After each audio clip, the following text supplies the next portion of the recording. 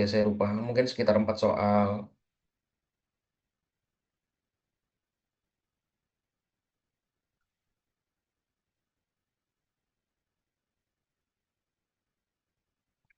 Oke, saya share screen ya.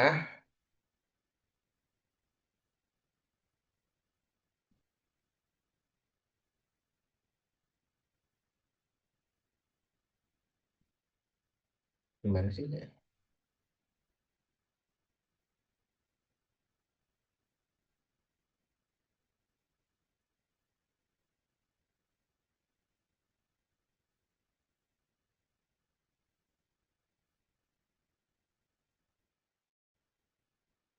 Oke, terlihat slide-nya.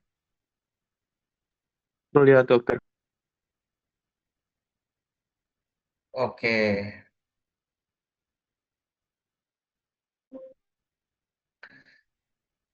Oke, Assalamualaikum warahmatullahi wabarakatuh. Selamat siang, eh, Angkatan Pertama FK UNES. Ini kita di blok 5.2 akan membicarakan tentang trauma toraks. Jadi, trauma toraks ini bagian dari Advanced Trauma Life Support (ATLS) ya. Jadi, bahan-bahannya saya banyak ambil dari ATLS.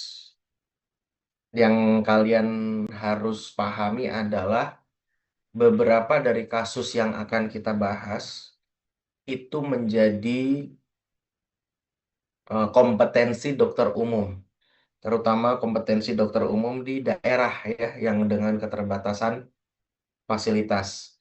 Yang harus dilakukan adalah menangani kegawatan awal. Oke, apa aja itu nanti kita lihat. Sekali lagi, yang bisa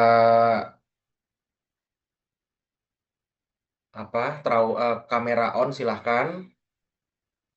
Kalau mau ditanya langsung jawab, langsung ngajukan tanda angkat tangan.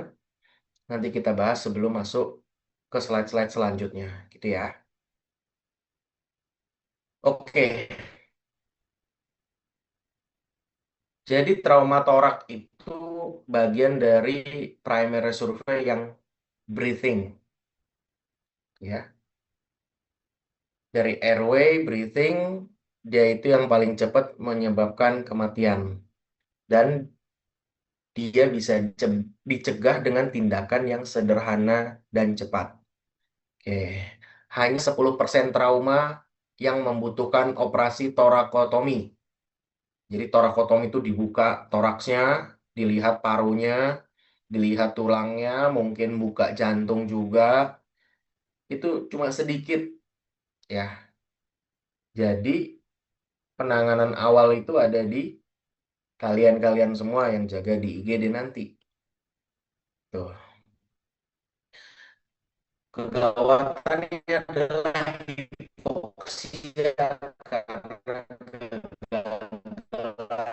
ventilasi. Ya, karena ini breathing,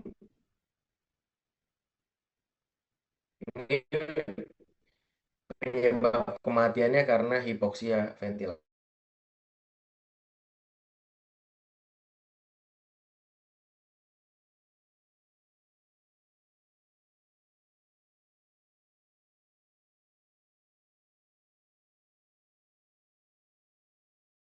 Itu apa? Tarikan. Apa yang tertarik? Mediastinum dan trakea.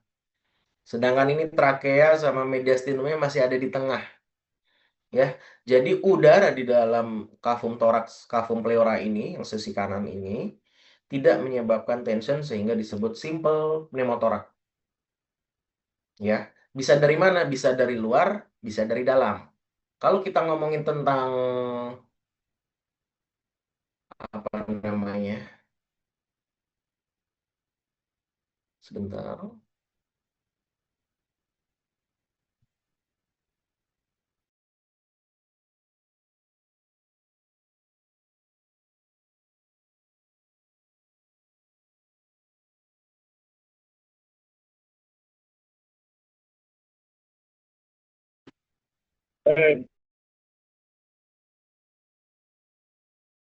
Dokternya nggak ada ya, cek?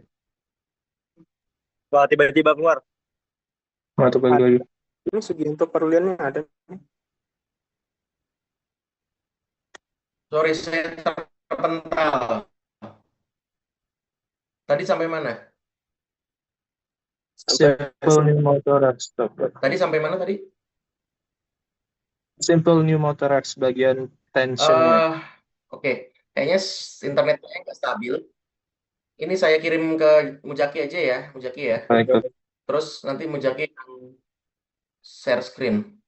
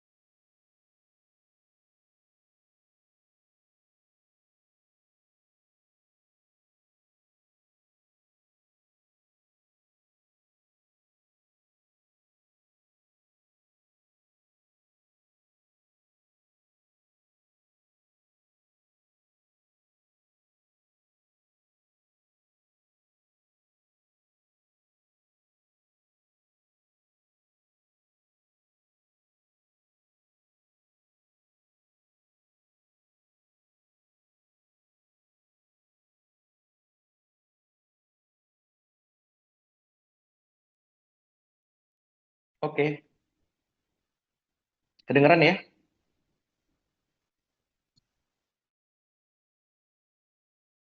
Iya, dokter. Oke, kita lanjutkan ya. Jadi simple pneumotorak itu penyebabnya bisa dari luar, bisa dari dalam. Kalau dari luar itu karena adanya perlukaan dari dinding torak sehingga udara luar bisa masuk. Kalau dari dalam itu kemungkinan karena TBC, karena infeksi paru, pneumonia. Bisa juga ada fraktur kosta yang menyebabkan penusukan pada parenkim paru sehingga terjadi kebocoran udara masuk ke dalam kafum pleura.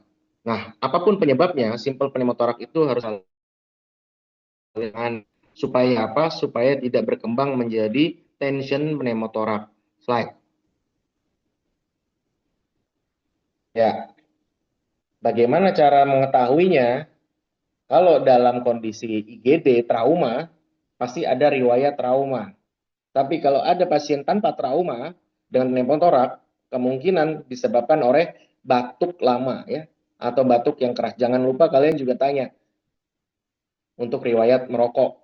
Biasanya orang perokok dengan kontur tubuh yang tinggi, kurus, itu lebih rentan terjadinya pneumotorak spontan. Ya, cara taunya dari mana? Cuma satu nih cara taunya dari pemeriksaan fisik. Suara nafas yang menurun. Jadi kalian auskultasi kanan sama kirinya. Ya. Oke. Slide. Bagaimana kalau terjadinya tension? Nah, tension pneumotorak itu komplikasi yang lebih parah daripada simple pneumotorak.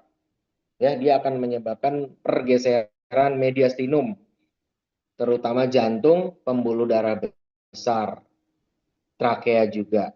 Yang bikin gangguan kondisi pada pasien ini adalah gangguan hemodinamik. Jadi meskipun tension pneumotorak itu dikondisikan sebagai kegawatan di bidang breathing B, tapi dia bisa berkembang menjadi kegawatan di bidang circulation C karena adanya kolaps daripada right atrium atau dari vena cava, baik itu superior inferior, ya vena yang paling gampang kepencet, sehingga darah balik masuk ke jantung, ya itu berkurang, sehingga cardiac outputnya juga berkurang. Itu yang menyebabkan tensinya turun.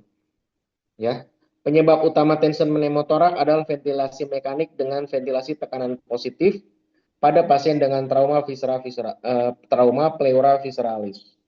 Artinya ini dari dalam, ya, beda sama dari luar tadi. Next. Oke, tension pneumotorak merupakan diagnosis klinis. Kenapa disebutkan diagnosis klinis? Karena kalau ada kasus tension pneumotorak diketahui dengan foto rongsen, ya itu artinya kita salah. Ya. Bagaimana cara tahunya terjadi tension pneumotorak? Beda sama simple. Kalau simple tadi kan sesak ya. Kalau ini sesak yang berlebihan. Orang membilangnya air hunger. Jadi dia itu sangat-sangat merana ya, air hunger. Kemudian yang kedua, kalian lihat trakeanya. Cara tahu trakeanya gimana? Lihat di sini ada incisura jugularis. Kalian pegang pakai 2 jari, ya. Disusuri dari atas, dari kartilago tiroid, krikoid sampai ke cincin trakea. Apakah benar-benar masuk tepat di incisura jugularis atau dia ada deviasi. Kalau ada air hunger, ada deviasi, pasti auskultasinya hilang. Ya, dia itu patologinya dia mendorong ya. Kalau ada tension pneumotorak di kanan berarti deviasinya ke kiri. Nah, kalau udah ada takikardi, hipotensi, artinya apa? Itu udah hampir terjadi kematian. Hipotensi, takikardi, ya karena udah ada gangguan dari circulation. Oh ya, satu lagi, neck vein distension. Jadi, ya, kalau ada pneumotorak di sisi kanan, dia akan mendorong mediastinum ke kiri. Ya, trakea juga ke kiri. Right atrium SVC juga ketekan. Di sini akan terjadi dilatasi vena jugularis. Ya. Di sisi yang sama dengan adanya patologi tension pneumotorak, bukan kebalikannya. Gitu. Oke. Tanda utama tension pneumotorak dan membedakannya dengan kardiak tamponade. Saya tanya nih, kenapa tension pneumotorak di diferensial diagnosis dengan C, tahu C? Izin dokter, mungkin karena eh, kelihatan itu Kurang keras?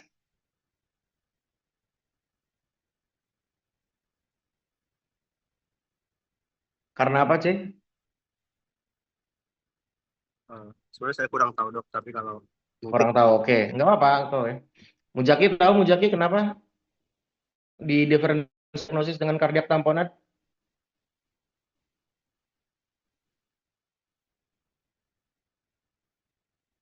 Yaitu karena itu tadi gangguan breathing tension pneumotorak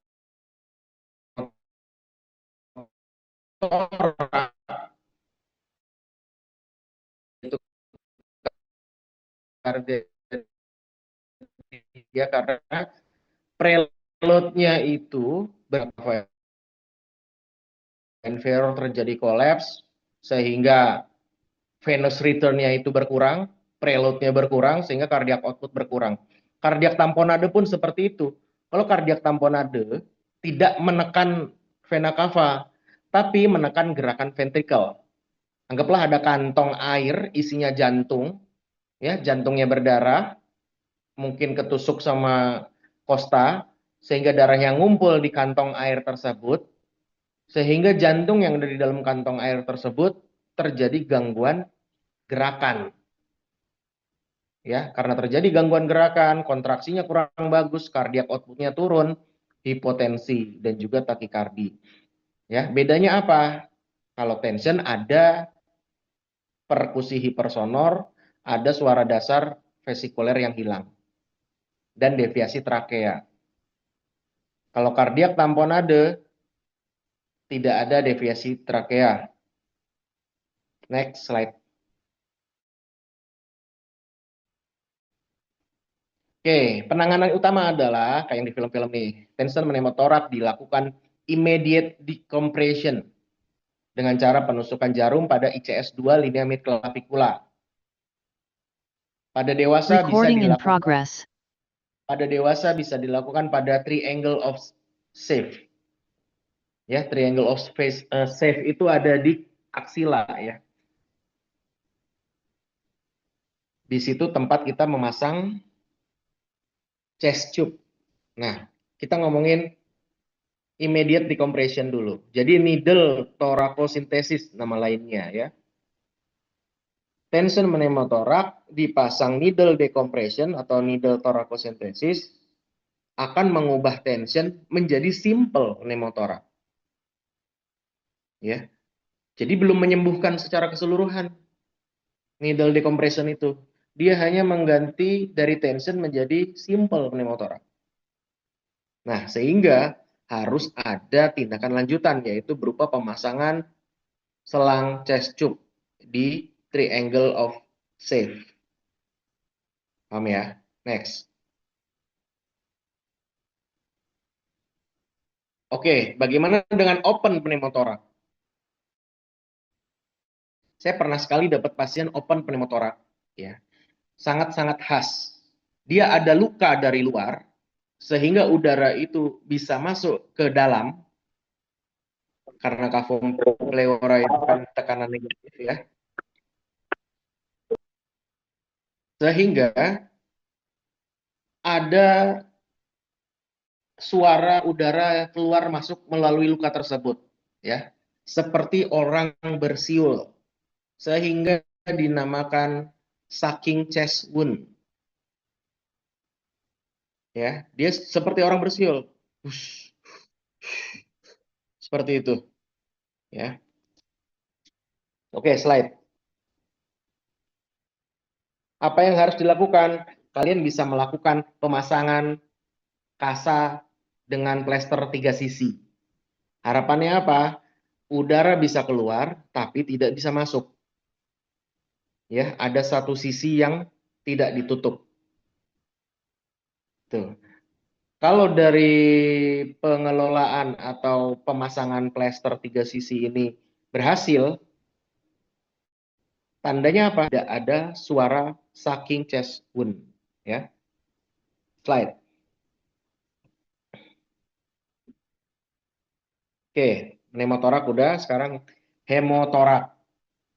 Ya, hemotorak kalau sedikit tidak masalah. Sedangkan kafum pleura sendiri satu sisi mungkin bisa 2 sampai 3 liter. Kanan kiri bisa sampai 6 liter. Ya. Tapi ada kriteria masif hematotorak, yaitu adanya initial blood loss lebih dari 1,5 liter. Ada yang tahu kita bisa menentukan darah keluar 1,5 liter itu dari mana? CRT bukan Dari dokter. tanda dan gejala. Ya, saya pernah ngasih perdarahan kelas 1, kelas 2, kelas 3, kelas 4 ya. Berarti ini kelas 3 mau ke 4 ya. Di atas 1,5 liter. Tandanya apa? Coba kalian hafal. Salah satu aja. Nadinya mulai naik. Tensinya mulai turun. Ya. Atau kriteria kedua, perdarahan yang terus-menerus 200 cc per jam selama 2-4 jam. Kadang ada perdarahan 300, setelah itu berhenti. Taunya dari mana? Yaitu tadi, salah satunya dari perdarahan itu, atau setelah kalian pasang chest tube, setelah kita pasang selang dada, keluar darah 200, keluar lagi sejam lagi 200, 200. Saya pernah dapat kasus seperti itu. Saya pasang, jam pertama 200, jam kedua 200, udah mulai jam ketiga, saya langsung persiapkan edukasi untuk operasi darurat. Ternyata jam kedua tetap 200, jam keempat 200, udah berarti masuk ke dalam, saya buka torakotomi, ternyata ada kebocoran di parenkim paru, ya. Parenkim parunya dekat dengan pedikel, sehingga darahnya ngocor, darah vena. Jadi gitu, 1,5 liter dulu, tahu dari mana ya, mungkin dari tanda dan gejala, atau pasang chest tube ternyata keluar terus, keluar terus, keluar terus. Apa yang bisa kalian lakukan? Misalkan kalian di daerah, mungkin 1-2 jam lagi deket sama fasilitas kesehatan, kira-kira diapain nama kalian nih? Kalian udah bisa masang nih chest tube. Set, kalian cek 200. Jam kedua 200. Udah mulai nih, kalian telepon senior kalian yang ada di dekat rumah sakit. Ini saya ada pasien nasif hematotorak, kemungkinan butuh torakotomi, perdarahan segini, segini, segini. Kemudian jam ketiga masih 200, jam keempat masih 200, kalian udah siap-siap berangkat ngerujuk. Nah, selama rujukan 1-2 jam, apa yang bisa kalian lakukan? Transfusi, Dok. Oke, good. Apalagi?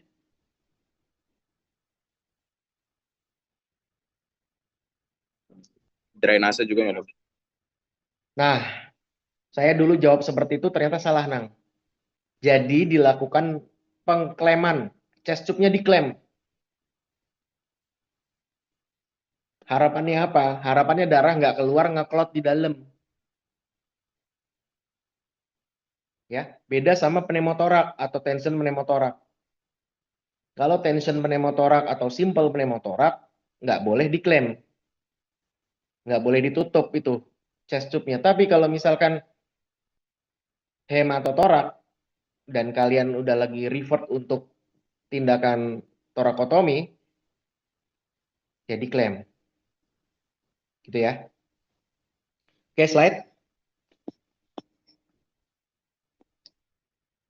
Ini contohnya masif hematotorak ya dari rongsen. Kenapa di rongsen? Mungkin pasiennya udah 4 jam yang lalu traumanya sehingga datang langsung di rongsen, atau ya dokter yang jaga tidak berani pasang chest tube. Ya, kalian boleh pasang chest tube, boleh. Terutama kalau kalian udah punya sertifikat ATLS, Advanced Trauma Life Support. Ya. Karena apa? Karena ini mengancam nyawa, kalian boleh lakukan apapun mengancam nyawa itu. Ya. Oke, slide. Pitfall, ya ini tadi antara bedanya hematotorak dengan pneumotorak. Tuh ya. Kalian lihat dari inspeksi, palpasi, perkusi, auskultasi. Kita bisa ngecek misalkan nih dari inspeksi pneumotorak, hematotorak. Sama-sama sisi yang sakitnya lebih nonjol. Ya. Kemudian dari palpasi, pneumotorak bisa terjadi subcutaneous emphysema. Sama kayak kalian mencet bubble wrap. Nah, itu subcutaneous emphysema. Kemudian yang bisa dibedakan yang paling utama adalah perkusi dan auskultasi. Slide. Tata laksana awal hematotorak masif. transfusi darah. Sebelumnya ada ya oksigenasi, pasang infus 2 jalur, dikasih cairan sambil nunggu proses darah datang. Ya. Kemudian chest tube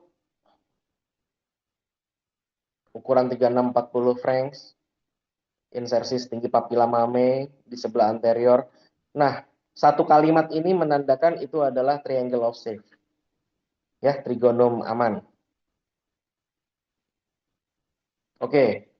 Baca deh yang kalimat ketiga. Ketika dinilai terdapat hematotorak masif, persiapkan autotransfusi. Ada yang tahu autotransfusi?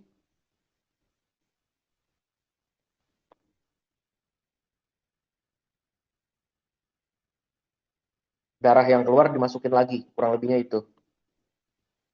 Saya nggak pernah lihat kecuali ada alatnya.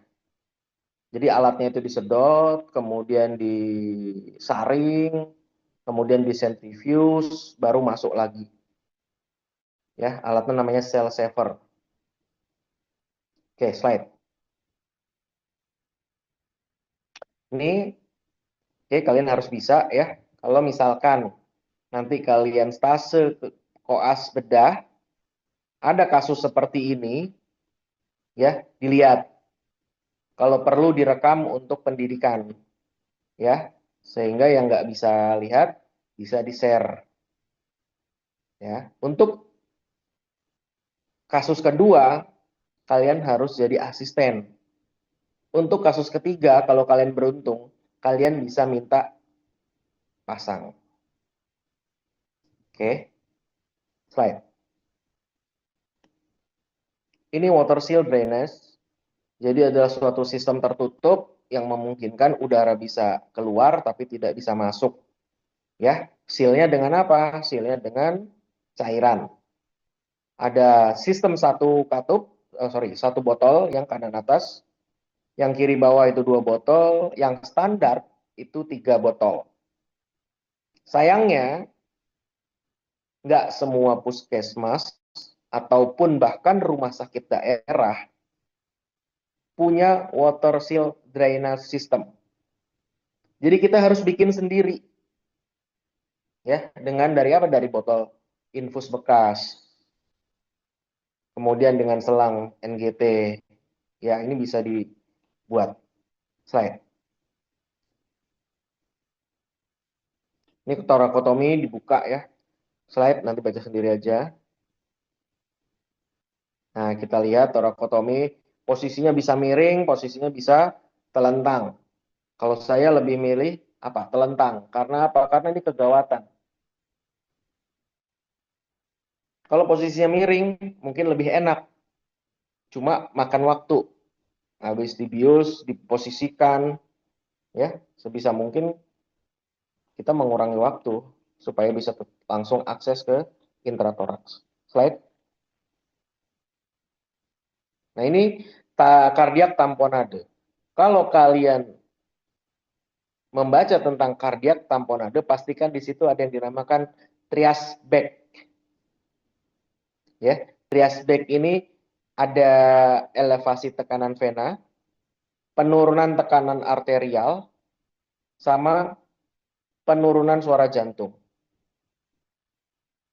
Ya, ini sebenarnya bisa kalian logika sendiri trias back ini kenapa? Ya, anggaplah misalkan ada suatu kantong isinya cairan darah, jantungnya itu tertekan, sehingga suara denyut jantungnya menjauh. Itu yang pertama trias back. Kemudian gerakan ventrikelnya kurang bagus, ya, sehingga tekanan kardiak outputnya juga menurun, tensinya turun. Dan yang terakhir, penekanan itu terjadi di atrium kanan dan atrium kiri. Ya, kalau atrium kanannya itu kolaps karena tekanan dari kardiak tamponade, ya, vena jugularis kanan kirinya juga meningkat, juga dilatasi. Oke, slide. Oke, etiologi kardiak tamponade. etiologi kardiak tamponade pernah saya temukan ada 2, trauma dan non-trauma. Ya. Kalau trauma oke, jelas. Ada benturan di dinding dada, sisi anterior ya, bukan belakang atau samping. Biasanya ada fraktur dari kartilago costa yang menusuk mungkin cabang dari arteri koroner, mungkin dari dinding ventrikel. Ya, sehingga pada saat dilakukan dekompresi, kardiak tamponade itu mengeluarkan darah. Itu yang trauma, penyebabnya itu. Kalau yang non trauma, saya pernah menemukan pasien dengan HIV.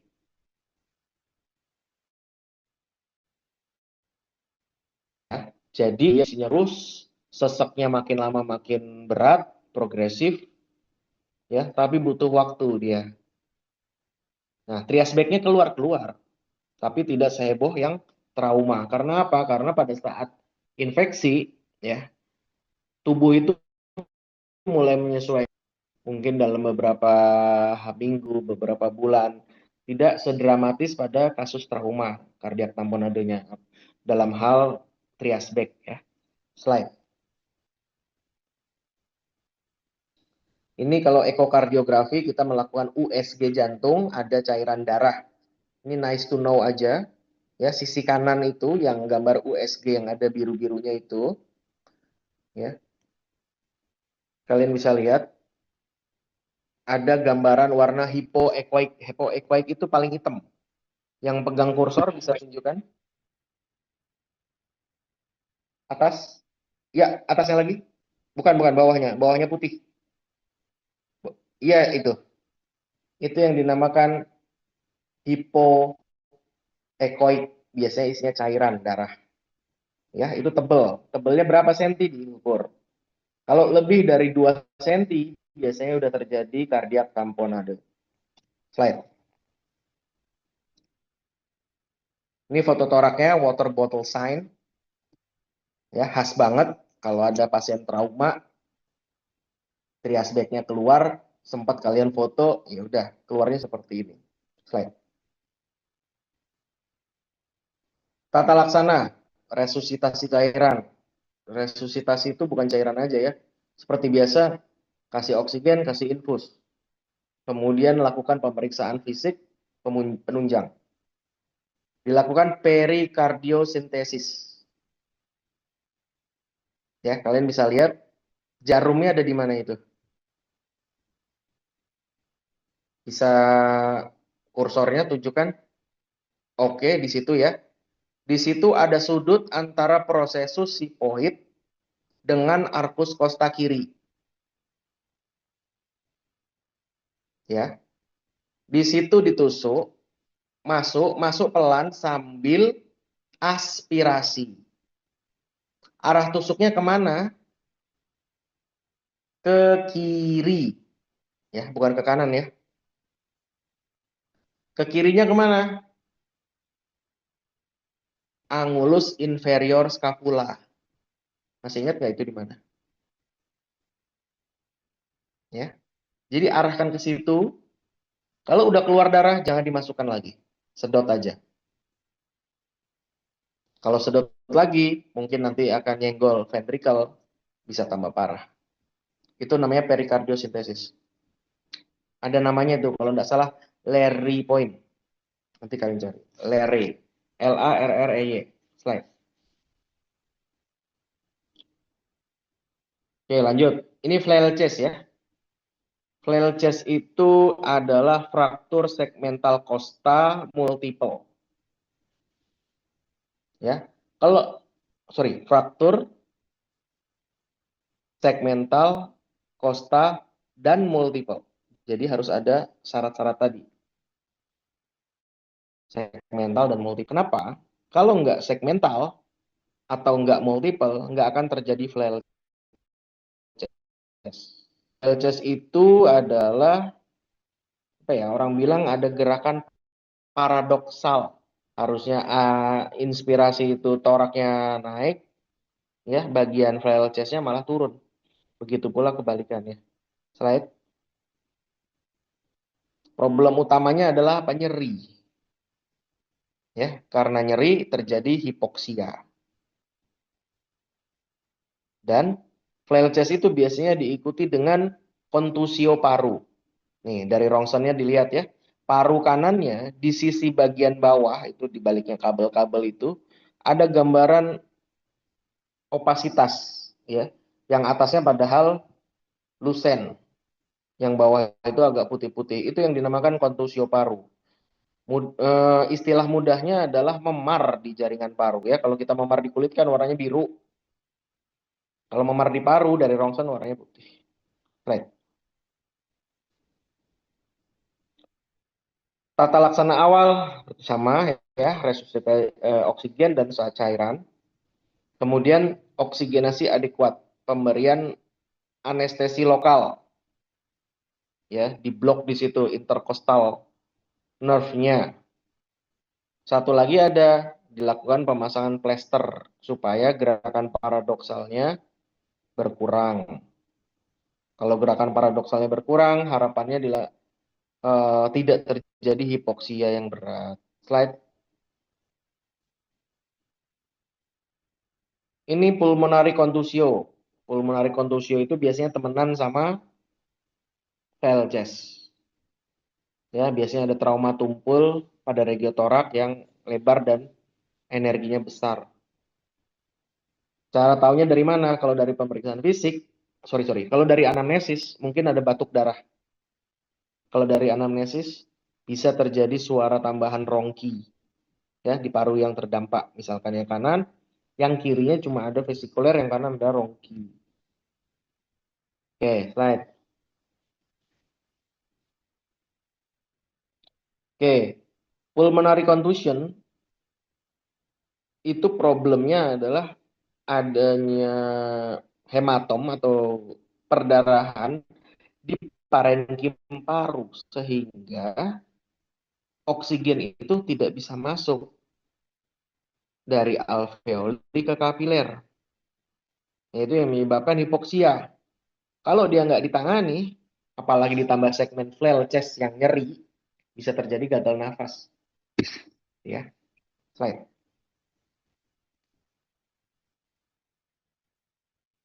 Oke, tracheobronchial tree injury. Ini jarang sekali kita temukan, ya. Ya pernah saya menemukan dua tipe pasien dengan tracheobronchial injury. Yang pertama pasiennya itu sangat-sangat kurang bagus kondisinya, tiduran, sesak, dan bengkak. Bengkaknya karena apa? Karena emfisema subcutisnya luas. Jadi kayak tubuhnya itu diliputi oleh bubble wrap yang banyak. Dan sekali kita tekan ada bunyi krepitasi-krepitasi di seluruh bagian. Ya. Kemudian yang kondisi klinis selanjutnya adalah pasien itu kondisinya bagus, tidak sesak, tapi ada krepitasi di bagian leher. Jadi biasanya, Jadi biasanya itu keluar pertama kali krepitasi itu di daerah incisura jugularis ini. Oke, slide.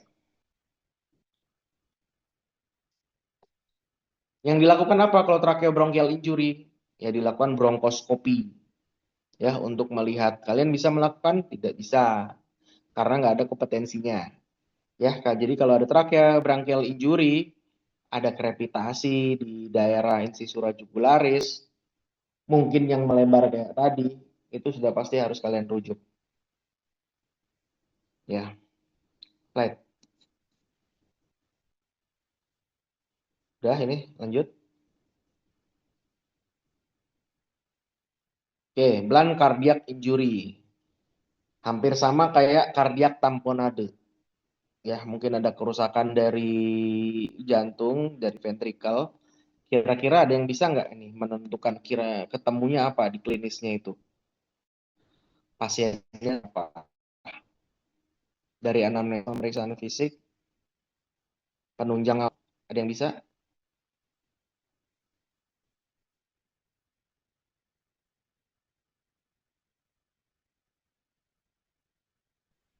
Mungkin dari anamnesis dia kronologinya habis kecelakaan dokter yang terkena memar di bagian dada. Ya, biasanya itu lagi nyetir, dadanya eh, menabrak setir ya. Terus dari anamnesis sudah itu ya. Dari pemeriksaan fisik kira-kira apa? Belan cardiac injury.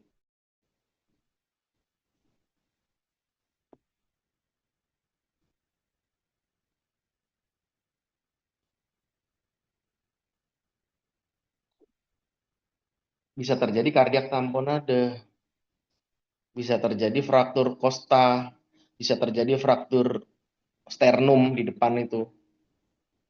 Tuh. Ya, hampir sama kayak kardiak tamponade.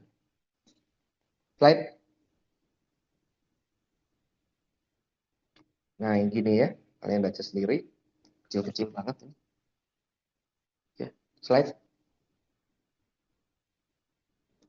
Traumatic aortic disruption.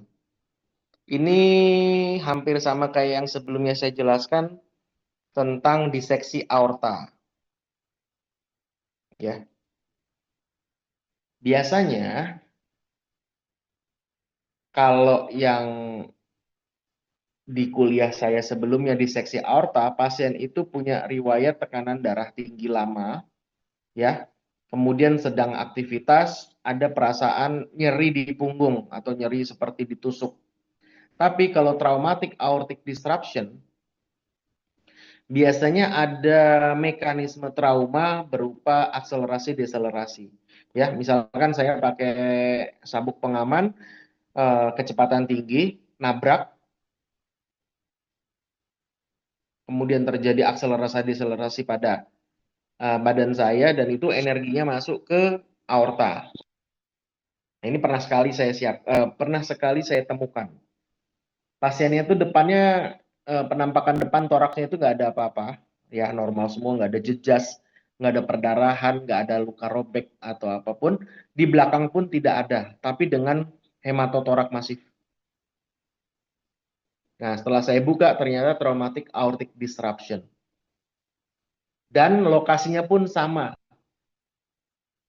Perbatasan antara arcus aorta dengan aorta thoracalis ya. Di daerah situ. Jadi ada mekanisme akselerasi deselerasi sehingga ada terjadi ruptur dari aortik. Slide. Nah, ini ya gambarnya deselerasi, akselerasi, slide.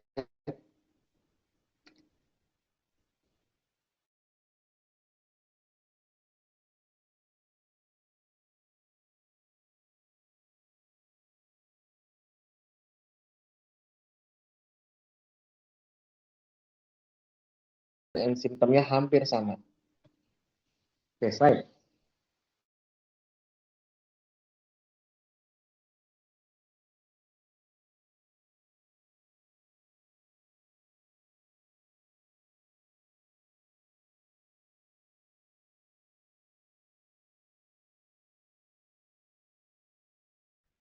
Oke. Supine trauma chest radiograph showing widen mediastinum with deviation of trachea to the right. Ya, mediastinumnya melebar. Dan yang paru sebelah kirinya warnanya lebih redup ya, lebih opak. Artinya apa? Di situ ada hematotoraks. Jadi mirip sekali dengan pasien yang saya temui gitu. Nah, dari non kontras CT angio, CT torakal, di situ ada hampir sama kayak diseksi aorta ya. Right? Oke, lanjut. Traumatic diaphragma injury. Lebih sering terjadi pada sisi kiri. Ya, benar. Karena apa? Karena adanya hepar di sisi kanan. Ya. Jika ditemukan laserasi diafragma kiri, taunya dari mana? Dari pemeriksaan fisik mungkin bisa. Ya, suara paru kanannya ada suara nafas, suara kirinya kok ada suara peristaltik di torak. Harusnya nggak ada suara peristaltik. Ya, dengan riwayat jelas harus riwayat trauma ya. Kalau nggak ada riwayat trauma, mungkin ini gangguan kongenital dan biasa ditemukan pada anak kecil. Ya, kalau ada anak kecil datang sesak, kalian lakukan auskultasi, kok ada suara peristaltik, oke, masuk akal. Ya, itu kongenital, defek dari diafragma. Tapi kalau orang tua dan ada riwayat trauma, itu diaphragmatic injury.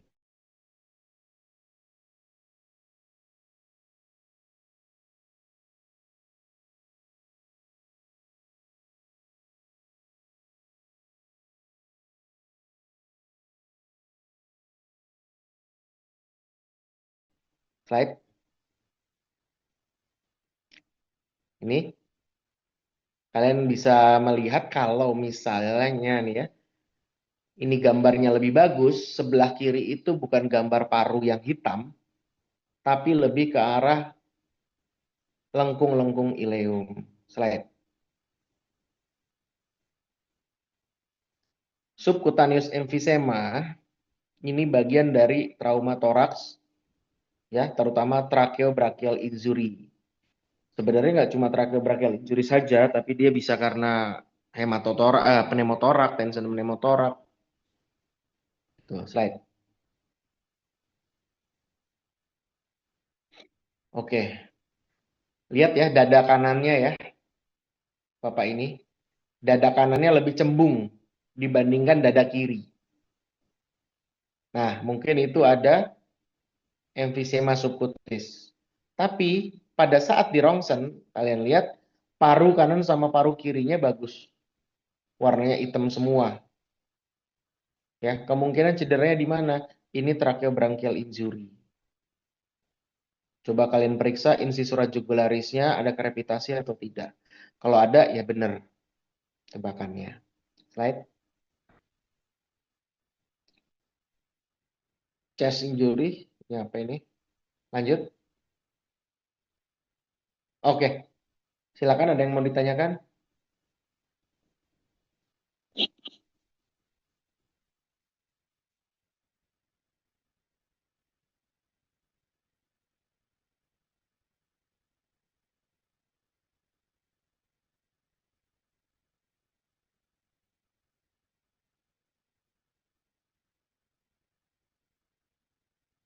San, mau tanya nggak San? Belum, dokter.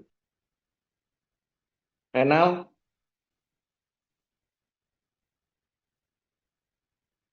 Belum ada dok.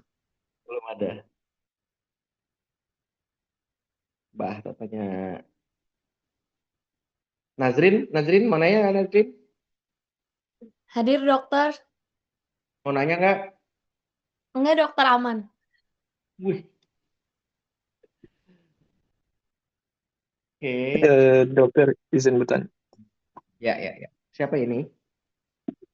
Fikri dokter. Yo, Fik. Silakan. Saya masih kurang paham tadi yang deselerasi tinggi pada traumatic aortic disruption itu, jadi kayak contohnya saat kecelakaan gitu, tapi dia ngerem sangat keras gitu atau bagaimana dokter?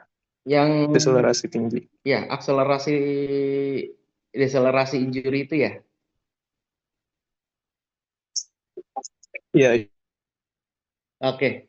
Coba kalau kalian browsing YouTube ya, kemudian ada tes mobil baru itu ya, biasanya di crash itu ya, ditabrak-tabrakin itu, kan ada bonekanya tuh di dalam tuh, manekinnya. Nah, itulah proses akselerasi deselerasi. Jadi kayak tarikan-tarikan, dorongan-tarikan-dorongan gitu. Kurang lebihnya seperti itu.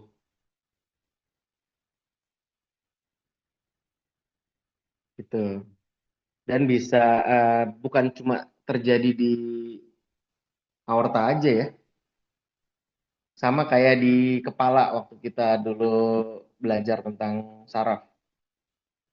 Ada akselerasi, ada deselerasi. Ada lesiku, ada lesi kontraku. Kalau kalian ingat, ada tabrakan, misalkan benturan di kepala kanan, belakang, kok ada lesinya, ada perdarahannya di kiri depan. Nah, itu akselerasi deselerasi namanya.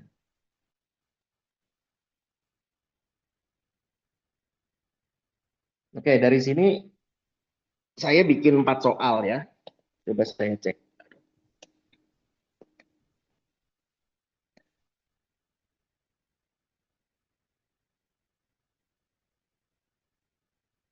Oke, ini saya mau bikin semacam apa ya? Kisi-kisi ya, coba ya. Kalian dengerin ya.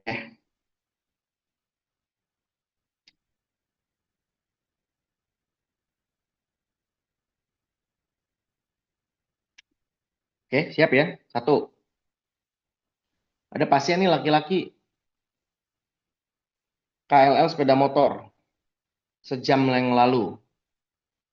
Ada memar pada dada kiri. Pasien mengeluh sesak. Ya. Dari pemeriksaan fisik, suara nafas paru kiri hilang. Gerakan dada kiri tertinggal. Kemudian pasien akan dilakukan pemasangan selang dada kiri. Pernyataan yang benar tentang kondisi itu adalah 1.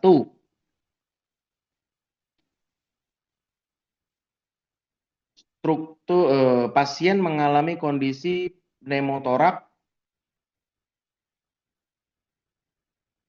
yang nampaknya udara pada rongga terletak di superficial pleura parietal. Benar atau salah?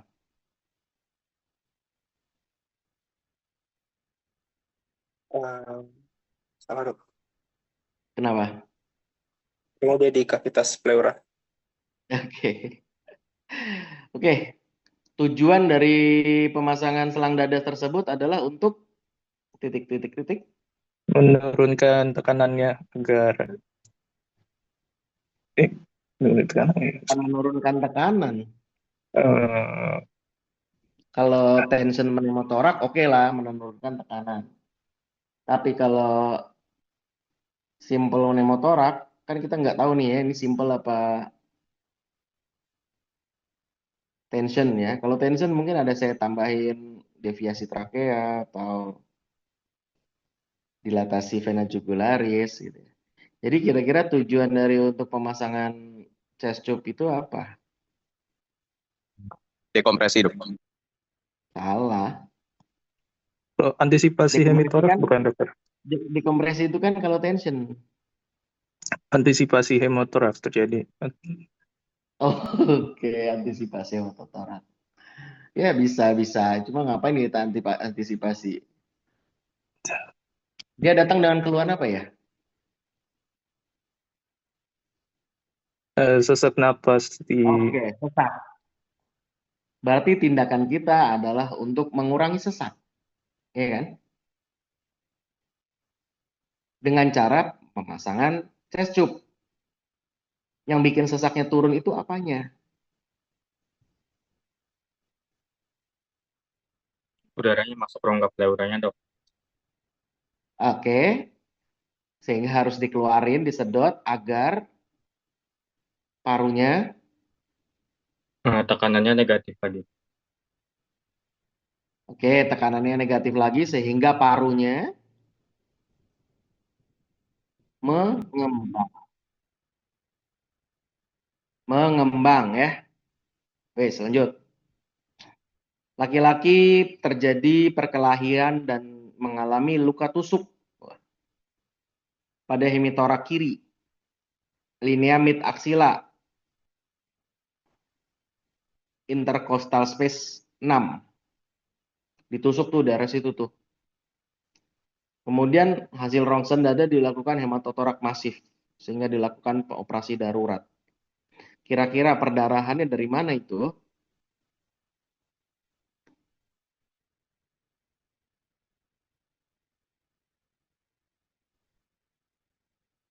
Ada yang tahu?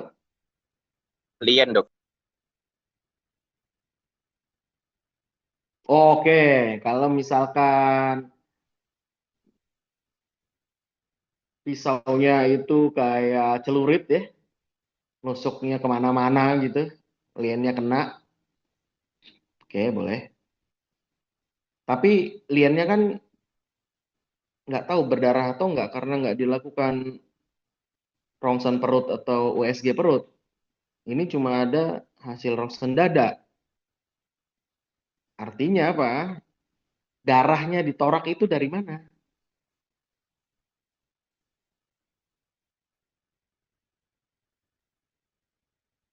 Arteri Dari torak. jantung bisa nggak?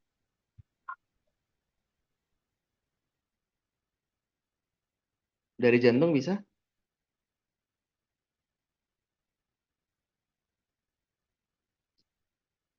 Bisa banget. Oke, lagi. Satu lagi ya. Laki-laki usia 40 tahun dibawa ke IGD, KLL sepeda motor, 40 tahun laki-laki ya, motoran. Keluhannya sesak napas, nyeri dada hebat, dan gelisah. Pada inspeksi anterior torak, terdapat gerakan berlawanan arah dengan pernafasan. Suara nafas menurun, ya. Kemudian RR-nya 32 kali per menit tuh, cepet tuh. Saturasinya 90%. Tidak ditemukan distensi vena jugularis. Tidak ada sucking chest wound. Kira-kira apa itu kasusnya? Well, chest dok, patah Ya, segmental. diapain ke tes? Indikasinya saat pernapasan dadanya tidak tertinggal. Maksudnya, Atau kalian laksana sebagai dokter jaga IGD nanti, tindakan awal apa yang dilakukan?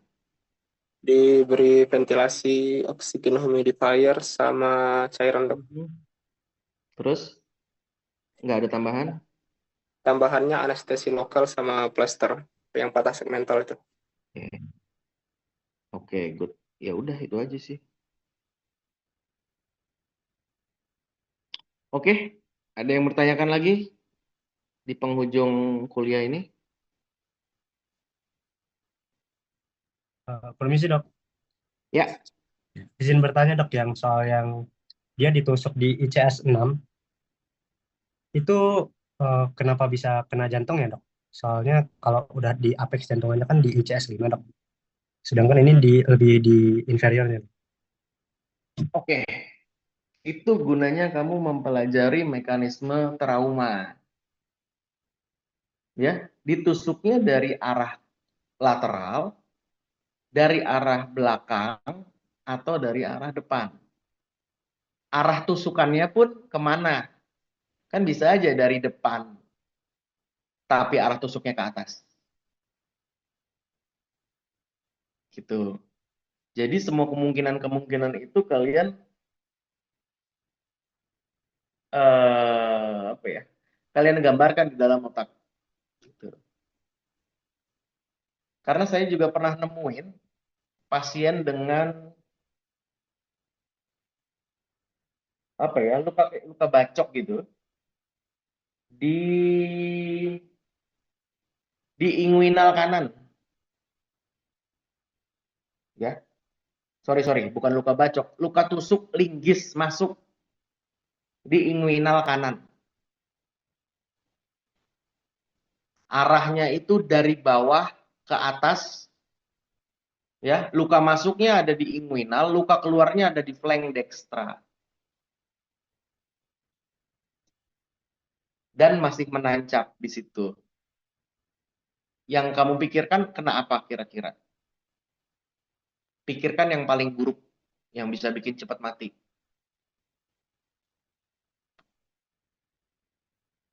Kira-kira apa, Ci?